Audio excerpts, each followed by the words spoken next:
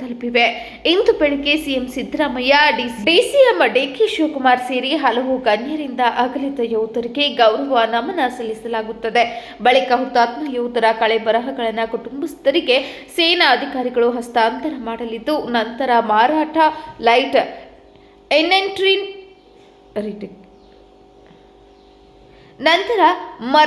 Light ಇನ್ಫೆಂಟ್ರಿಯಿಂದ ರಸ್ತೆ ಮಾರ್ಗದ ಮೂಲಕ ಹುಟ್ಟೂರಿನತ್ತ ಯೋಧರ ಕಳೆಬರಹಗಳು ತೆಗೆದುಕೊಂಡು ಹೋಗಲಾಗುತ್ತದೆ.